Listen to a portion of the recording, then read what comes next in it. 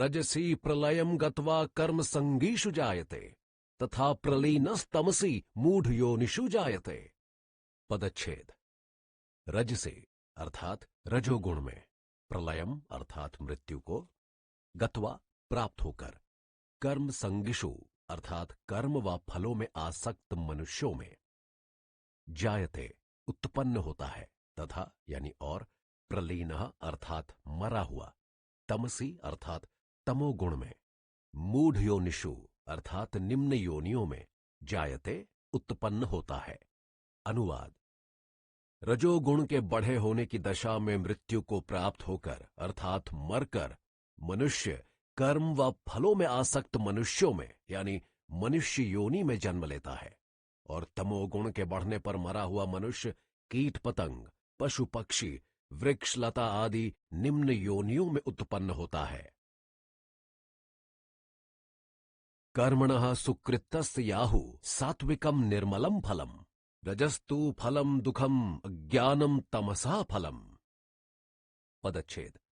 कर्मणः अर्थात कर्म का, सुकृतस्य अर्थात शास्त्र विहित निष्काम कर्तव्य का, आहु अर्थात कहा है, सात्विकम अर्थात सात्विक, निर्मलम अर्थात शुद्ध पवित्र, फलम अर्थात फल, रजसः अर्थात राजसिक का, तु यानी तो, फलम यानी फल, दुखम अर्थात दुख, अज्ञानम अर्थात अज्ञान, तमसः अर्थात तामसिक का, फलम अर्थात फल। अनुवाद। शास्त्र विहित निष्काम कर्तव्य कर्म अर्थात सात्विक कर्म का तो सात्विक यानी सुख, ज्ञान, वैराग्य आदि शुद्ध दोष रहित फल शास्त्रकारों ने कहा है, तथा राजसिक कर्म का फल दुख अर्थात क्लेश कष्ट, और तामसिक कर्म का फल अज्ञान अर्थात मोह, भ्रम, प्रमाद, ऐसा शास्त्रों ने बताया है। सत्वात् संजायते ज्ञानम रजसो लोभ एव च, प्रमाद मोहौ तमसो भवत्वज्ञानमेव च। पदच्छेद।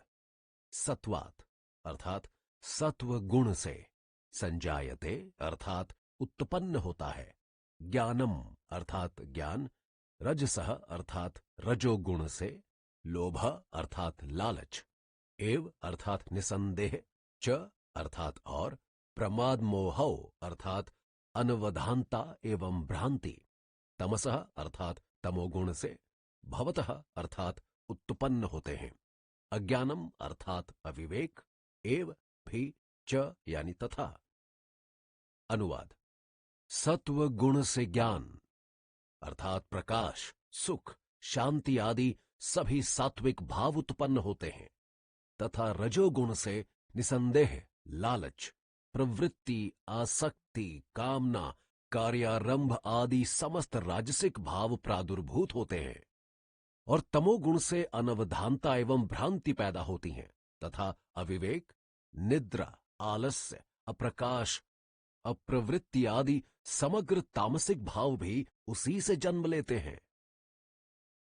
ऊर्ध्वम गच्छन्ति सत्वस्था, मध्ये तिष्ठन्ति राजसः, जघन्य गुण वृत्तिस्था, अधो गच्छन्ति तामसः। पदच्छेद।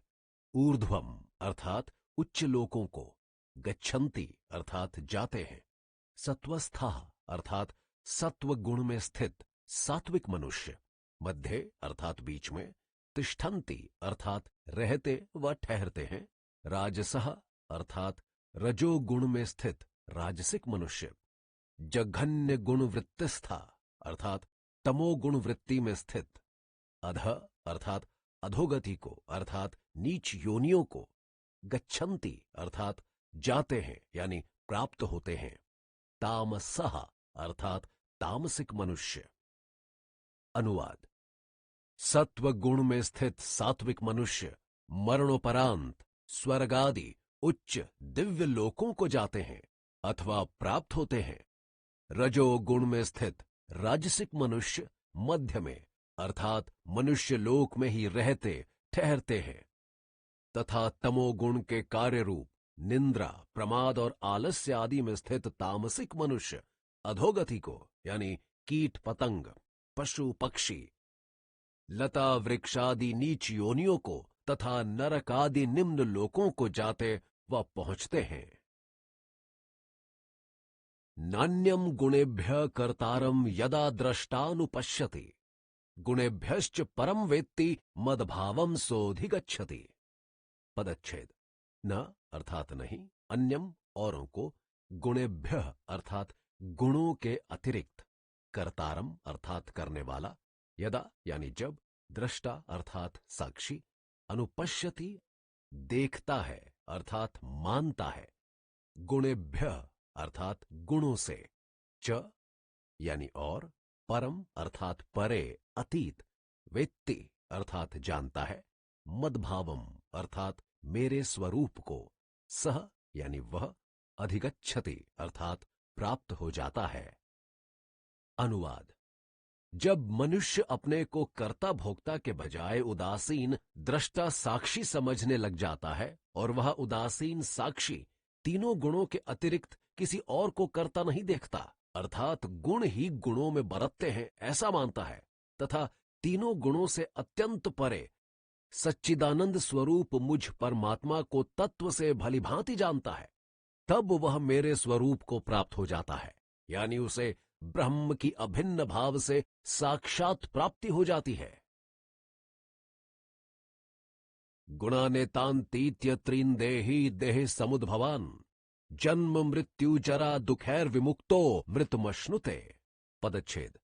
गुणान अर्थात गुणों को, एतान इनको, अतीत्य अर्थात उल्लंघन, अतिक्रमण व पार करके, त्रीन अर्थात तीनों को, देहि अर्थात शरीरधारी मनुष्य, देह समुद्भवान अर्थात स्थूल शरीर की उत्पत्ति के कारण रूपों को, जन्म मृत्यु जरा दुखई अर्थात जन्म मरण वृद्धावस्था तथा सब प्रकार के दुखों से, विमुक्तः अर्थात पूर्णतया मुक्त हुआ, अमृतम अर्थात अमृत्व को यानी परमानंद को, अश्नुते यानी प्राप्त होता है।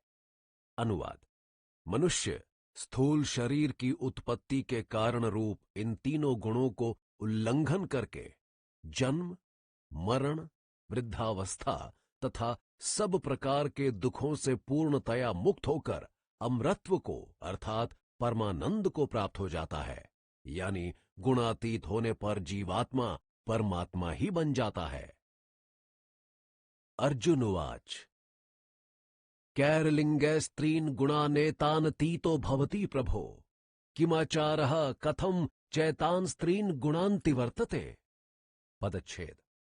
अर्जुनः यानी अर्जुन ने, उवाच कहा, कैः अर्थात किनसे, लिंगहि अर्थात लक्षणों से, त्रीन अर्थात तीन को, गुणान अर्थात गुणों को, एतान अर्थात इनको, अतीतः अर्थात पार उल्लंघन किया हुआ, भवति अर्थात होता है, प्रभो अर्थात हे स्वामिन, किम अर्थात कैसा, आचारः अर्थात आचरण, कथम यानी किस प्रकार, च यानी तथा, एतान अर्थात इनको, त्रीन अर्थात तीन को, गुणान अर्थात गुणों को, अतिवर्तते अर्थात पार करता है। अनुवाद। अर्जुन ने कहा, हे स्वामिन, इन तीनों गुणों से अतीत यानी मनुष्य किन किन लक्षणों से युक्त होता है, कैसा उसका आचरण होता है तथा किस उपाय से वह इन तीनों गुणों से अतीत यानी त्रिगुणातीत हो जाता है।